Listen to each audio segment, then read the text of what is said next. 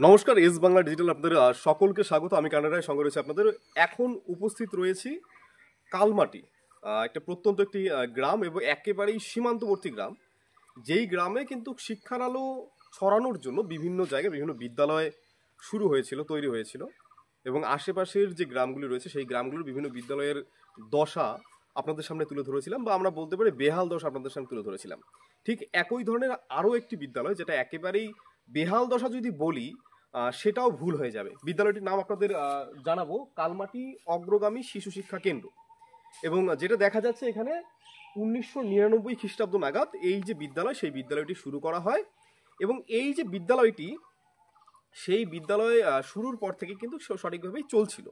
যেটা জানা যাচ্ছে বিগত 6 মাস ধরে এখানে একেবারেই পঠন পাঠন বন্ধ। মানে বলতে গেলে 2025 যে শিক্ষাবর্ষ রয়েছে, সেই শিক্ষাবর্ষে এখনো পর্যন্ত এই বিদ্যালয়ে কিন্তু কোনোরূপ পঠন পাঠন হয়নি। যদি বলেন কেন, তার কারণটা হলো এই বিদ্যালয়ে বর্তমান পঠন পাঠনের উপযুক্ত যে পরিবেশ, সেই পরিবেশ কিন্তু নেই। আমরা আপনাদের পাশে হয়তো ভিডিওর মাধ্যমে দেখাচ্ছি। সংস্কারের অভাবে বন্ধ কালমাটি অগ্রগামী শিশু শিক্ষা কেন্দ্র। 25 বছর পর থমকে গেল পঠন পাঠন। ভগ্নদশা ভবনের ঝুঁকিতে দূরবর্তী বিদ্যালয়ে পড়তে বাধ্য হচ্ছে পড়ুয়ারা। আবহাওয়া প্রতিকূল থাকলেই স্কুল ছুট পড়ুয়ারা। গ্রামের প্রাথমিক শিক্ষা ব্যবস্থার করুণ চিত্র ফুটে উঠল কালমাটি বানিয়েটারি এলাকায়। 1999 সালে মন্দির প্রাঙ্গণে প্রতিষ্ঠিত অগ্রগামী শিশু শিক্ষা কেন্দ্র 25 বছর ধরে সফলভাবে চললেও 2025 সালের শুরু থেকে বন্ধ হয়ে গেছে পঠন পাঠন। যদিও শিক্ষক শিক্ষিকা ও ছাত্রছাত্রী রয়েছে, তবুও বসার উপযুক্ত জায়গা নেই। পুরনো ভবনের একাংশ ঝড় বৃষ্টির ধাক্কায় ধসে নিকটবর্তী পুকুরে পড়ে গেছে, ফলে ভবনটি এখন সম্পূর্ণ অচল। দীর্ঘদিন ধরে বিভিন্ন সরকারি দপ্তরে যোগাযোগ করেও কোনো সমাধান মেলেনি, শুধু প্রতিশ্রুতি মিলেছে, কিন্তু তা বাস্তবে রূপ পায়নি। বিদ্যালয়ের প্রাক্তন শিক্ষিকা মিনতি রায় জানান, বিদ্যালয়টি বাঁচানোর জন্য অনেক চেষ্টা করেছি, কিন্তু এটি মন্দিরের জমিতে হওয়ায় দলিল না থাকায় কিছুই করা যায়নি। এলাকার বিশিষ্ট ব্যক্তি ধীরেন্দ্রনাথ বর্মন বলেন, এই এলাকায় বিদ্যালয় থাকা খুবই জরুরি।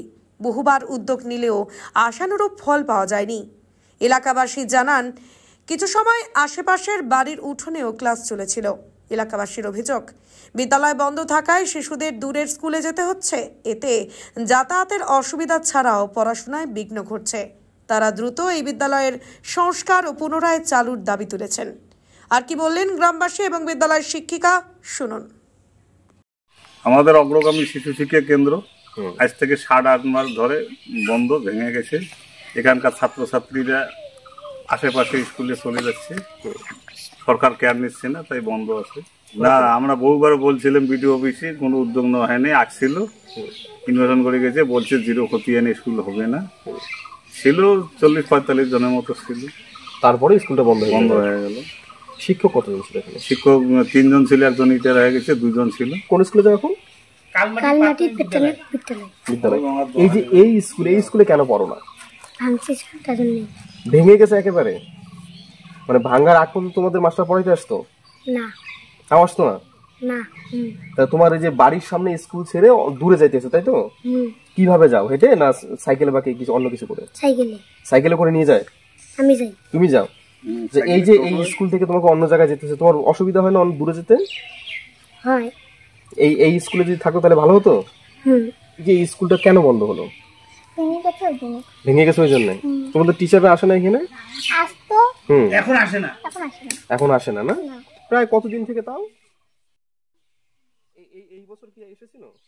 না, এই বছর এটা ঘরটা ভেঙে গেছে, তাই তো? তার আগেও কি ভাঙা, অল্প অল্প ভাঙা ছিল না আগে ঠিকই ছিল? না, ভাঙা ছিল। তোমরা তখন কিভাবে ক্লাস করতে?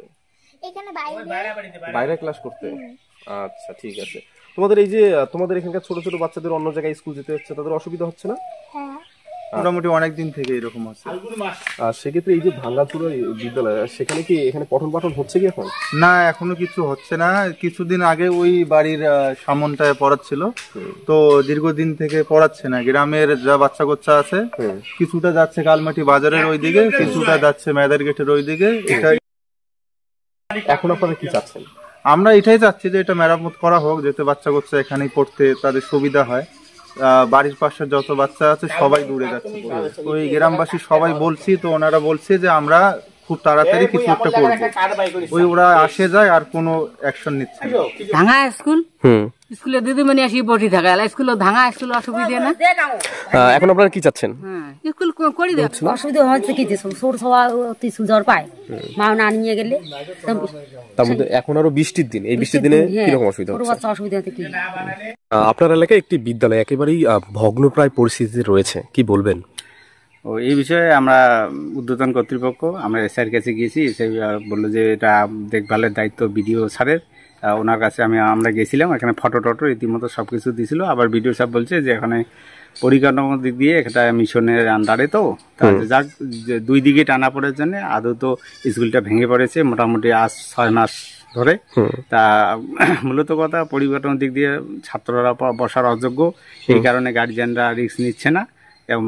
বেশিরভাগ ছাত্র এখান থেকে মানে টিসি নিয়ে অন্য জায়গায় গেছে, আর এখন টিচাররাও অন্য জায়গায় শিফট হয়ে গেছে। সেক্ষেত্রে এই এলাকায় কি মানে বিদ্যালয়ের প্রয়োজন ছিল কি, নাকি অন্য জায়গায় দিয়ে হয়ে যাচ্ছে আর কি? না, এখন প্রয়োজনটা ছিল, কিন্তু পরিকাঠামোর দিক দিয়ে অসুবিধার জন্য গার্জিয়ানরা এখান থেকে বিদ্যালয়ের ছাত্রদেরকে সরিয়ে নিয়েছে। স্কুলটা ভবিষ্যতে আর থাকবে না আর কি। সেক্ষেত্রে আপনাদের তো মানে একেবারেই যেহেতু অন্তিম লগ্নে চলে এসেছে স্কুলটা, আপনাদের কি দাবি থাকবে বা কি ইচ্ছা থাকবে? না, আমরা চাইছিলাম যে গ্রামে একটা প্রাইমারি স্কুল যদি হয়, বাইসএসকে থেকে যদি উন্নতি এমএসকে হতো, কিন্তু আমাদের আশা হলো না। আমরা সেই 90 সাল থেকে এটাকে চালিয়ে আসছি, এখান থেকে ঝুঁকিপূর্ণ নিয়ে করছি, কিন্তু যারা বিগত দিনে ছিলেন তাদের হলো না। এটা বয়স্ক শিক্ষা হলো, যাদের বয়স 35-এর ঊর্ধ্বে, তারাই দেখভাল করলেন বা শিক্ষিকা হলেন। এই দিক দিয়ে আর কি এখন মানে পরিকাঠামো দিক দিয়ে সব দিক দিয়ে ঘাটতি, যার জন্য অদূর ভবিষ্যতে এটা মানে আশা করা যায় না। আপনার পরিচয়? আমার নাম ধীরেন্দ্রনাথ বর্মন, এই এলাকার যে পঞ্চায়েত মেম্বার তার স্বামী। পূর্ববর্তী বিদ্যালয়টি ছিল সেটা একেবারেই ভগ্নপ্রায় অবস্থায় পড়ে রয়েছে বা বন্ধ হওয়ার কথা আমরা শুনতে পারছি, কি বিষয় আসলে? আসলে স্কুলটার কোনো জমির কোনো দলিল ছিল না, কাগজপত্র ছিল না, ওই মতো অবস্থাতে এতদিন চলছে। এখন স্কুলটা সম্পূর্ণ পুকুরে পড়ে গেছে। এখন ওই জমির কাগজ না দেখাতে পারলাম না, যার জন্য স্কুলটা একদম ব্যান্ড হয়ে গেল। মানে বিল্ডিং যে তৈরি করবে সেই জন্য কাগজ নেই আর কি? নেই আর কি, জমির কোনো কাগজই নেই, যার জন্য স্কুলটা সরকারে কোনো কাজই করতে পারলো না। এখন আপনারা কোন জায়গায় কাজ করছেন? আমরা এখন যে প্রথম সাহিকে উনি আছেন দুর্গানগর বিবেকানন্দায়, আর আমি দক্ষিণ লাউচাপড়ায়, আমি দ্বিতীয় সাহিকে আমি দক্ষিণ লাউচাপড়ায় কাজ করতেছি। সেক্ষেত্রে আপনাদের কি ইচ্ছা হয় না যে ওই জায়গাটা স্কুলটা হোক বা? হ্যাঁ, আমাদের তো এখন তো ইচ্ছে এখানে হলে ভালোই হতো বা ভালোই হয়।